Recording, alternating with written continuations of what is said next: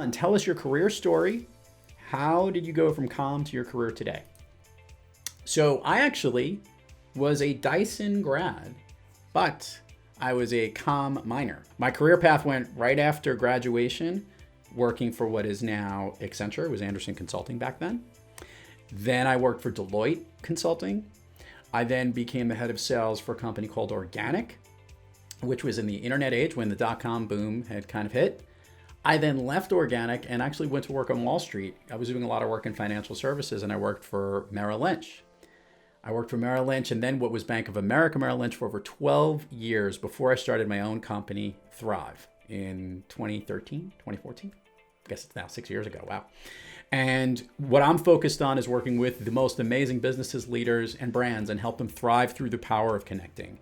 And it all started really from those communications and business communications. I think it's called COM 3010 now is what it is. One of my favorite classes, which really was like communicating consulting in a business environment. And that was the kickstart for me. So after graduating from Cornell, I was a comm and an A major. I joined an investment bank in New York City and quickly realized I did not enjoy that job for a bunch of different reasons. But I was actually able to use my experience as a comm major to land a job at BuzzFeed, the media and tech startup, when the company was still in its pretty early days. So I spent about 3 years at BuzzFeed across a number of different functions in the business and international space. And then spent time investing in media startups at a venture capital fund, and have also spent time at a healthcare startup, and I'm currently working at Clear, which is a large biometric security technology company in New York City. I graduated from Cornell and took a job in public relations working with the music industry a little bit, and from there I parlayed that to a role at MTV.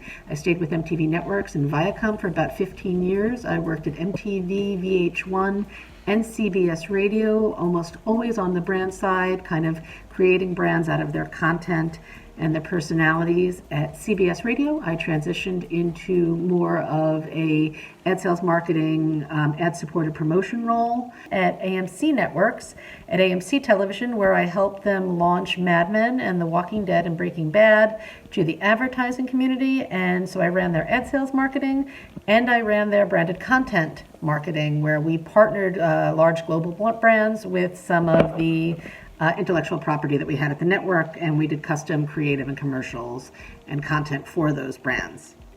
After a short stint not working in the last year and a half, I actually recently joined Cadent Media. That is an ad tech firm, so I kind of went from traditional to radio, then back to a new form of media in tech, helping advertisers kind of bridge that world of technology and television, and helping providers, cable operators, OTT companies, and virtual MVPDs run platforms that allow them to sell their inventory accordingly.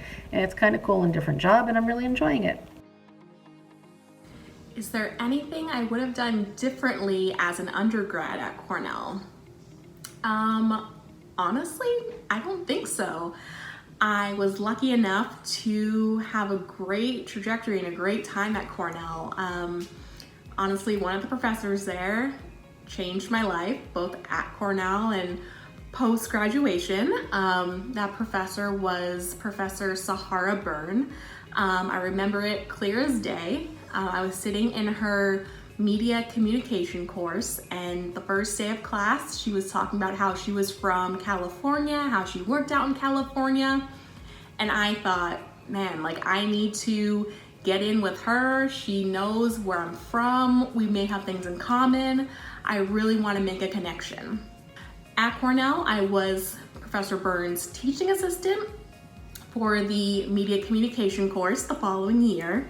She also invited me to be in her research lab, the Media Effects Lab. And while I was there, I did a lot of work with her and a PhD student. Even though I graduated in 2012, we had still stayed in touch throughout all that time, and to this day, we all stay in touch. And, you know, I ask Professor Byrne for advice a lot, and she's very helpful.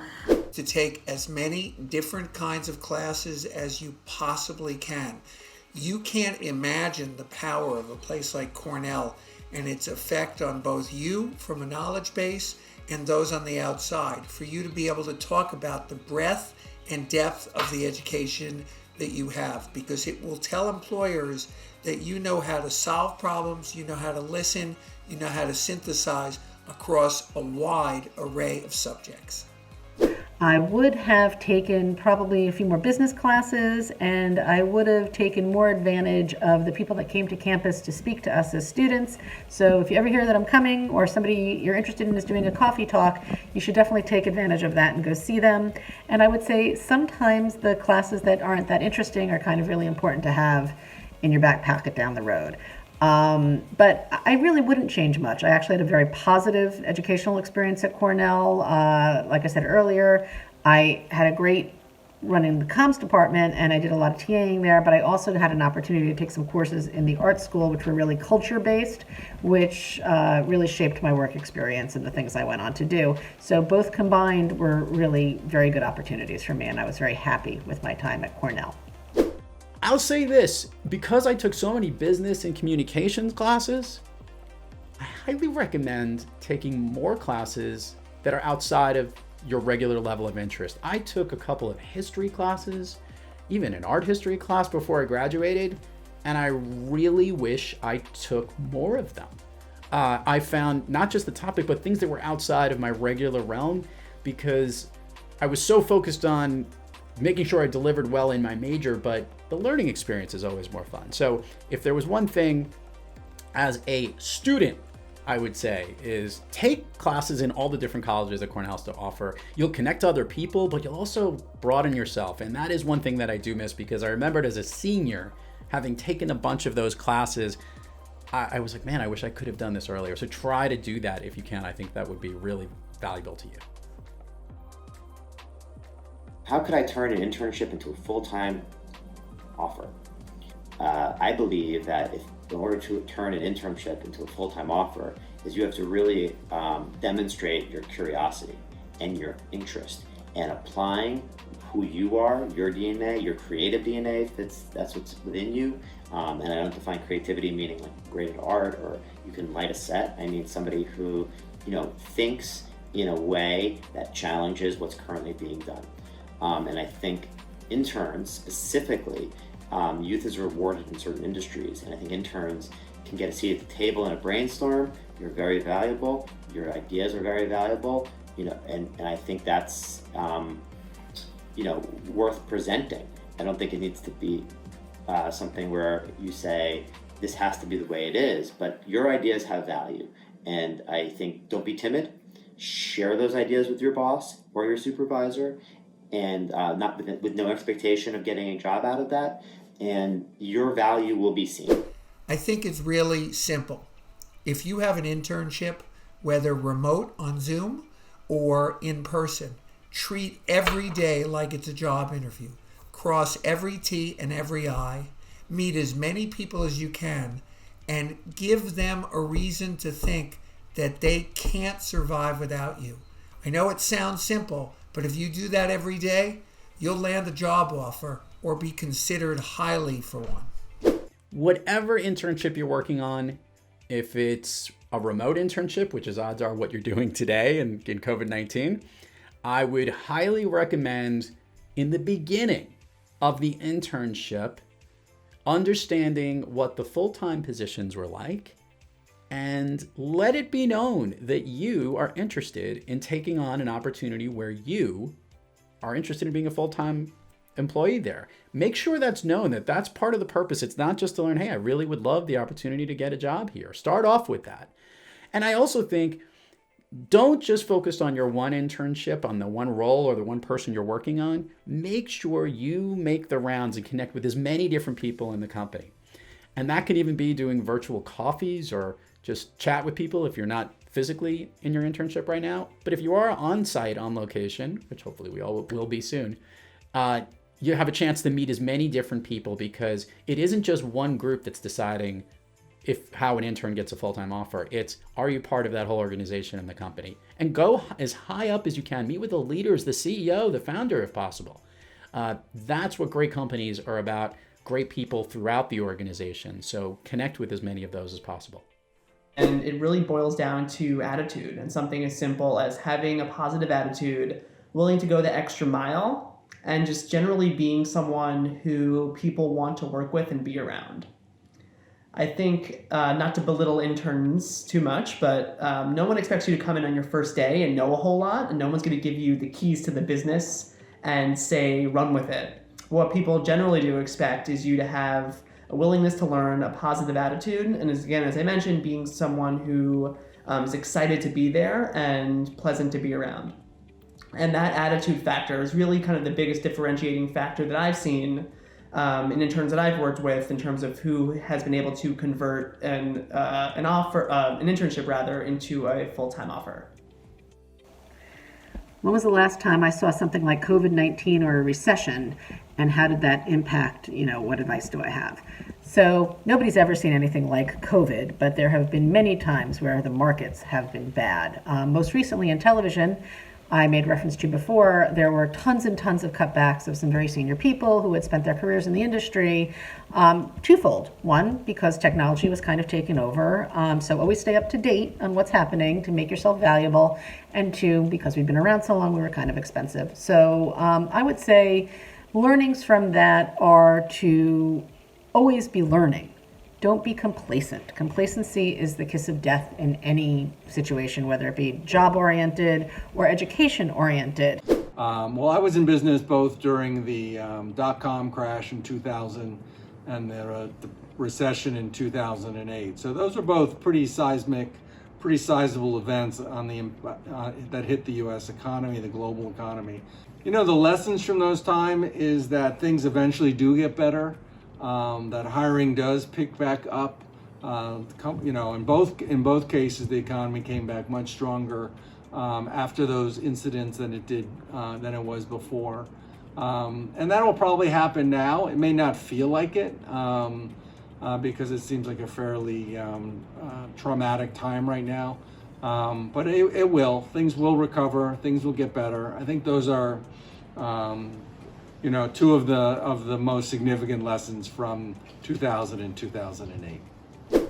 Those who've been in the workforce for the last 10 years have only seen increase, opportunities, revenue, companies, success. To come in now when the chips are down and bring your skills and take a can-do attitude sets you up for the most possible success. And I look back at 2008, at 2001, 9/11. And those are times when some of the most important businesses that exist in America were founded and created. And if you can make it then, you can make it when the going gets good. And I would say to you sincerely that this is going to pass. It may take 2 or 3 years, but everything that was happening between technology and industry is getting compressed. I don't think COVID's changing anything, but it's certainly accelerating trends. And if you can be there when the trends are driven, you can be successful. But I can share my experience. I graduated right after 9/11, so the job market was rough. I finished my graduate degree in film school in the middle of the 2008 recession, so the ability for me to raise money or to start a film career was rough. Nothing like COVID-19. This is like out of a science fiction movie. But I can say this: take what is offered to you and do not I think the metaphor is thumb your nose at it, but I'm not sure. Just take it, and you will find a way later to use that experience towards your final goal. Write your final goal. Write your value. If you're going to take a job for less money, write down in your diary, in your journal, what you think you're valuing yourself at. Then discount it for your current employer, right? So when things get better, you always know your internal sense of value. I did that. My first jobs were not great, but I was able to use my writing skills to make them better and tolerable and more interesting for myself. And, make games out of things, make it fun. There's no job that can't be fun. And I believe that. So I've actually had 2 instances in my career, I guess I'd have to go back to 9/11 as one watershed type of activity, and the 2008 financial crisis.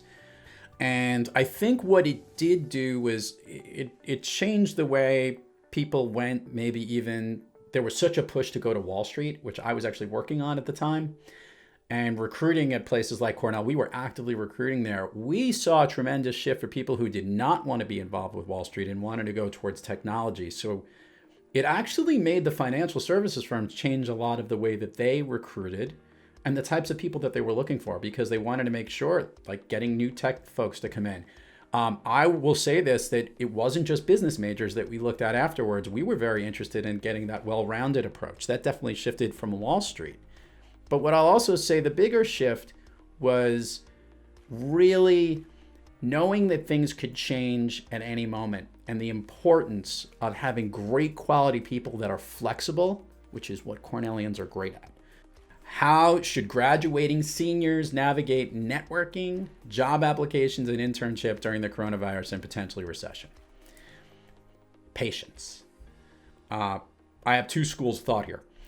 Understand that many of people who've been working for many years, who are older than you are, who have families and homes and mortgages that might have a little bit more responsibility underneath their own nest, companies are dealing with them first, and your position, while not initially as important, might not get that initial look. So understand that everyone's in the same boat, and there is a unique environment going on. However, keep this in mind. The success of every single business is based on bringing in new talent, bringing in young, hardworking, energetic people.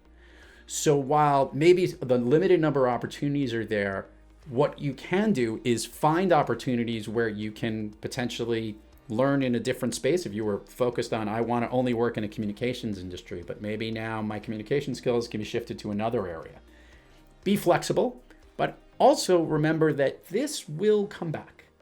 Definitely something that I've never gone through personally, given when I graduated. But I definitely have some thoughts on networking and reaching out to people. And my biggest point of feedback is never be afraid to send an email, send a LinkedIn message to pretty much anyone who you may be interested in speaking with.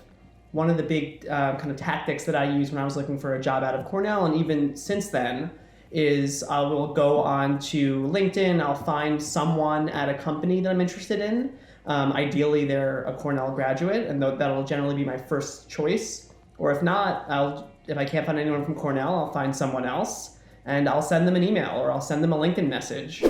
I think the way you should approach networking, career hunting, etc. during this time is no different than when the going is good.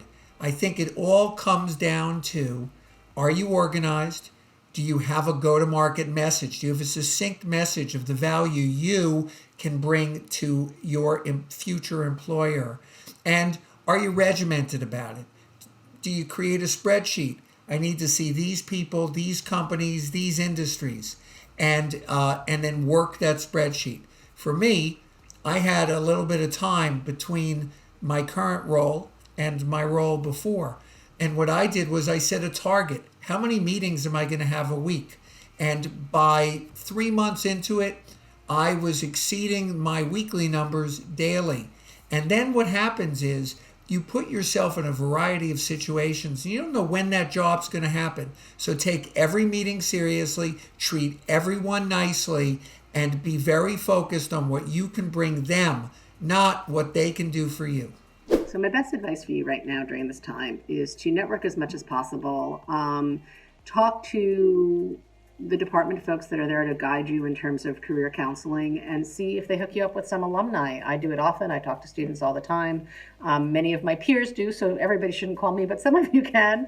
And network. Just gather information. Talk about the things you're interested in. Look at the job board, see what there is.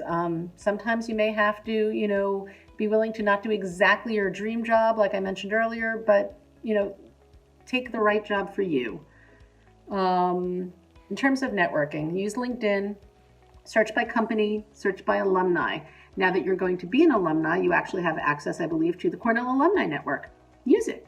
Many comm courses are heavily theory-based. How did you translate them into what you do today at work?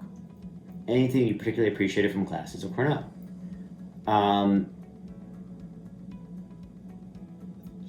Theory is everything.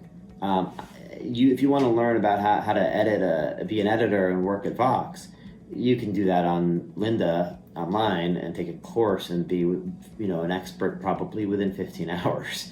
The approach to learning, the ability to synthesize ideas and then communicate them clearly in an exciting way, in a new way, and refashion those ideas is something that every employer, whether you're working in the medical field or if you're working in entertainment like me or whatever it might be, this is the key technical skills. And anybody that feels like they do, it's a crutch that you're using to not actually go after what you want, and you're hiding behind that. Express what you're interested in, be passionate, be curious, be well-researched, and that is going to be the greatest value to you, and that is the value that the comm department provides.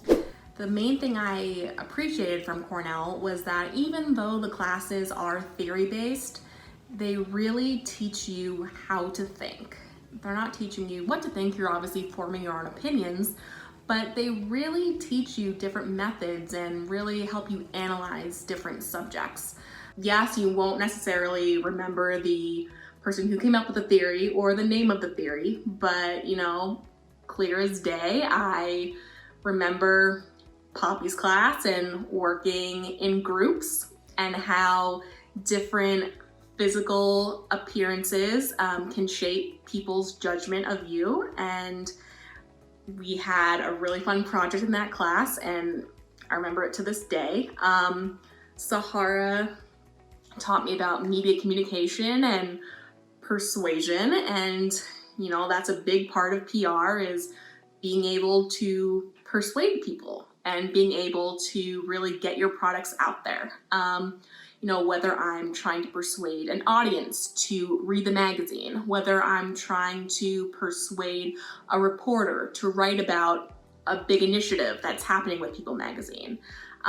Persuasion is a huge, huge thing I do. Work is a lot of the times problem solving and thinking, how can I promote this one thing? Or, with so many images out there, with so many products out there, how do I make mine break through? For your theoretical classes, speak to your alumni, speak to those in industry, and ask the question, can the theory be carried over into the specifics? I think that's actually important. I'm a big fan of always relating every experience you learn to the personal world you're in, and try and be empathetic and step into the shoes as you learn from others. Okay, I learned that someone is really understanding the effectiveness of communication. I loved Professor Sahara Byrne did a whole thing on the change that the cigarette industry had to do and the way that public marketing had gone towards, obviously those companies pushing people to sell cigarettes to then moving over to trying to educate them, get off the bad part about what tobacco is and trying to create things. I always thought those theories were interesting. Always try to look behind it, but take every situation from your learning experience and try to apply it into the real life example. Just like when I come back and give real life examples into the theory you have, you should spin it around, take your theory and say, how could that apply, and ask the questions. Ask the question.